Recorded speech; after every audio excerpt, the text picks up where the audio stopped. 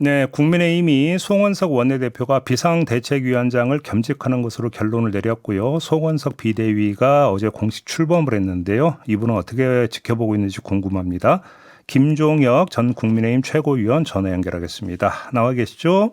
네, 김행커님 오랜만입니다. 네, 요 질문 드리기 전에 그 나경원 의원이 지금 국회 로텐도홀에서 농성하고 있는 거에 대해서 그러니까 최고위원께서 보여주기식 정치 이제 정말 그만 보고 싶다고 하셨더니 나경원 예, 의원이 내부를 공격하는 해당 행위라고 반박을 했어요. 예. 어떤 말씀 주시겠습니까, 이거에 대해서? 일단 기본 전제는요, 제가 김민석 그 총리 후보자의 지명에 대해서 찬성하는 건 아니라는 거는 말씀드려야 될 것 같아요. 네. 여러 가지 뭐 배추밭에서 매월 450만 원 수익이 나왔다든가, 뭐 석사 논문에서 40%가 넘는 표절률이라든가 등등 네. 여러 가지 결격 사유가 있다고 생각을 합니다. 근데 그것과는 별개로 네. 거기에 항의하는 방식으로 농성을 선택을 하셨는데 아시다시피 농성이라는 것은 약간의 자해적인 그러니까 그런 측면이 있어요. 되게 단식을 하거나 삭발을 하거나 아니면 그 바깥에서 풍찬 노숙을 하면서 쉽게 하면 이제 시위를 하는 것. 자기 희생적인 모습을 통해서 어떤 결기를 보여주는 이런 것이죠, 그죠? 그렇습니다. 예. 의지와 결기 이런 것들을 보여줌으로써 사람들이 아우 저렇게까지 절박하게 얘기하는 거 보면 뭐가 있는 것 같아 이렇게 생각하는 거잖아요. 그런데 지금 그것도 국회 뭐 본인이 뭐 다선의 의회주의자라는 분이 네. 국회 로턴도 홀 그러니까 의사당 그 본회의장 앞에서 거기다 뭐 텐트를 쳐놓고 그 농성을 하시는 모습이 별로 좋아 보이지 않습니다. 거기다가 그게 뭐 말끔한 차림으로 화보 찍듯이 무슨 그런 것들을 찍어서 올린다라든가 네. 그다음에 뭐 김밥 뭐 굉장히 비싸 보이는 김밥과 뭐 저 최고부로 보이는 그런 텐트를 쳐놓고 하는 모습들이 별로 좋아 보이지가 않아서 네. 그렇게 하면은 과연 국민들이 저 사람들 정말 진정성을 가지고 결기를 가지고 자기 희생을 해가면서 농성을 하는구나라고 생각하지 않을 거다라고 저는 비판을 했던 거예요. 하시려면 그 밖에 나가서 그 정말 그 과거에 김성태 원내대표 했듯이 드루킹 사건 때 네. 그렇게 뭐 떼약볕 밑에서 하시든가 뭔가 좀 자기 희생의 모습을 보여줘야 되지 않느냐라고 했더니 그거를 가지고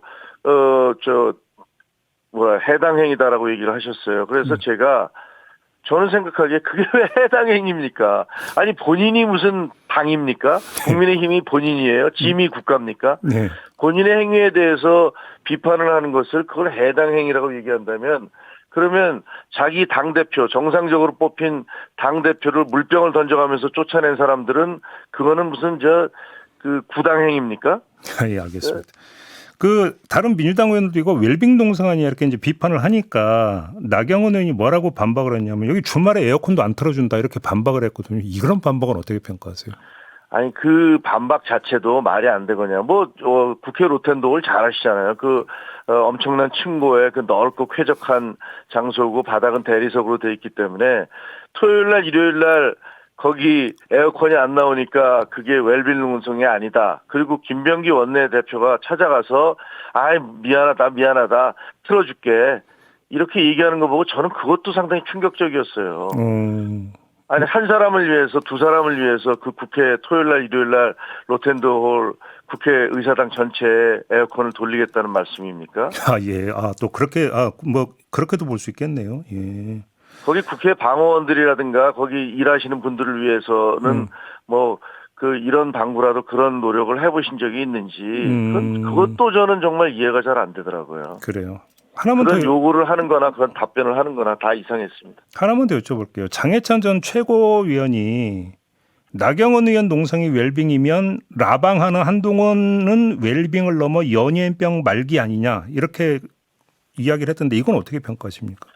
기승전 한동훈으로만 먹고 살려고 하는 분들의 그 헛소리에 별로 대꾸할 가치가 없다고 생각합니다. 그래요. 알겠습니다. 당 지도체제 얘기로 좀 넘어가겠습니다. 송원석 비대위가 출범을 했는데 일단 좀 총평을 해주신다면 어떻게 보십니까? 저희가 계엄과 탄핵의 바다를 건너자라고 얘기를 했었잖아요. 네. 근데 계엄과 탄핵의 바다를 건너는 게 아니라 아예 그 속으로 잠수 타고 들어가는 것 같은 그런 얘기들, 또 일각에서는 그런 얘기 하더라고요. 그 자체가 계엄과 탄핵의 바다가 돼버렸다. 오. 뭐 이런 얘기들을 할 정도로 저는 정말 어이없는 인선이라고 생각을 합니다. 아니 입으로는 당이 그 탈퇴 환고라는 야당으로서 거듭나겠다 이렇게 얘기를 하고 네. 그다음에 변화와 쇄신을 얘기하면서 음흠. 거기에 무슨 변화와 쇄신을 찾아볼 수가 있습니까? 음. 결국은 인사라는 것들이 만사인데 그 아주 친윤 핵심이라는 분들로 다 비대위를 채워놓고 나머지 원외 당협위원장 두 분을 또 거기 올려놨지만 그분들도 다 아스팔트에서 반탄 집회 열심히 참석하셨던 분들이잖아요. 네네네. 그러니까 그냥 탄핵 반대 모임을 그 지도부로 그냥 옮겨놨다 이런 생각이 들어서 네. 아니 도대체가 이게 이런 식으로 해서는 국민들로부터 무슨 뭐랄까 감동은 고사하고 무슨 동의를 얻을 수 있을까 예. 이런 우려가 생기더라고요. 그러면 그 최고위님의 그런 평가에 따르면 김용태 전 비대위원장이 당 혁신안을 제시하면서 내걸었던 사항 하나 탄핵 반대 당론을 이제는 그 폐기해야 된다라는 이 제안 자체가 폐기가 되는 거다 이렇게 연결이 되겠네요. 그러면 그렇지 않습니까? 그 후보 교체에 대해서 당무감사를 하겠다라고 해서 당무감사를 실제로 했어요. 네. 그랬더니 당 지도부, 당 사무처가 자료를 내놓지 않더라. 오. 이게 도대체 당나라 군대도 아니고, 이거 표현은 좀 속돼서 죄송합니다만, 아니 도대체가 그 비대위원장이 감사를 지시했는데 당 사무처가 그와 관련된 자료를 주지 않아서 제대로 못했다라고 그 당무감사위원장이 말씀을 하시잖아요. 속칭 영이 안 선 거네요. 그러면. 예, 그게 도대체가 이게 물구나무선 당입니까? 이게 저는 그러니까 걸핏하면 자기들 마음에 들지 않으면 당 대표를 몰아내는데 익숙해진 그런 당내 일부 세력들에 의해서 이 당이 움직여지고 있기 때문에 네. 이런 말도 안 되는 일들이 일상화되고 있다라고 생각을 합니다. 그러면 뭐 혁신위를 꾸리겠다라는 이 그 송원석 원내대표의 구상도 그렇게 큰 의미가 없다고 평가를 하십니까? 그럼요. 그냥 일단 립 서비스에 불과하고 그게 꾸려지지 않을 가능성도 매우 큰데다가 네. 꾸려진다 하더라도 예. 선출된 당대표도 아닌 그냥 스스로 자기 머리에 왕관을 쓴 거나 마찬가지인 비대위원장이잖아요. 네네네. 원내대표 하면서 당대표 겸임하면서 비대위원장으로 해서 본인이 임명하는데 이번에 비대위원장을 임명했듯이 혁신위원도 비슷한 분 하나 임명을 하면 그냥 눈 가리고 아웅 아니겠습니까? 거기서 무슨 혁신안이 나올 수 있을지 저는 이해 가능하지 않을 거라고 봅니다. 그 지금 이 송원석 비대위는 말 그대로 관리형 그 전당대회를 준비하고 관리하기 위한 비대위의 성격이잖아요. 그러면 전당대회 대표 경선을 얼마나 공정하게 관리할 수 있느냐가 중요한 어떤 평가 잣대가 될 수 있는데 혹시 여기에도 혹시 우려를 표하십니까? 그렇죠. 그거야 뭐 그동안에 해왔던 것을 보면 본인들의 이해관계가 가장 앞서는 것 아니냐. 네. 당의 어떤 미래라든가 국가의 앞날이라든가 이런 것이 아니라 본인들의 기득권 유지가 가장 우선순위에 있는 게 아니냐라는 의구심을 자아내고 있잖아요. 그럼 혹시 전당대회 룰이나 이런 걸 다시 손볼 수도 있다고 그렇게 전망하시는 거예요? 손볼 수도 있는데 그거는 뭐 제가 섣불리 얘기할 수는 없는 거고요. 예. 집단지도 체제 얘기 말씀하시는 것 같은데 그 룰뿐만이 아니라 무슨 뭐 집단지도 체제로 가자 당 지도부를 이런 얘기가 있었는데 그 부분에 대해서는 워낙 비판 여론이 거세기 때문에 예. 송원석 원내대표가 하지 않겠다라고 어젠가 이제 발언을 한 걸로 알고 있습니다. 네네네. 네. 그 이전에 뭐 한 2주 전부터 그 얘기가 계속 나왔었는데 그때 만약에 아니었다면 그때 바로 초창기에 그런 일 없다라고 얘기하면 끝나는데 그게 이제 계속 퍼져나가서 시끄러워질 때까지 있다가 어제 그렇게 말씀하신 건 뭐 그런 검토는 하지 않았나. 그러다가 이게 도저히 여론이 안 되겠다라고 생각해서 자른 것이 아닌가 이렇게 생각이 듭니다. 다른 문제 하나만 좀 여쭙고 마무리할게요. 조금 전에 저희가 최민호 세종시장하고 인터뷰를 했는데 해수부 부산 이전 반대거든요. 그리고 김태흠 충남지사도 엊그제 입장을 밝혔고. 근데 이분들 모두 국민의힘 소속이에요. 그런데 또 한편으로는 역시 국민의힘 소속인 박형준 부산시장이나 부산 지역 국민의힘 의원들은 환영을 하고 있습니다.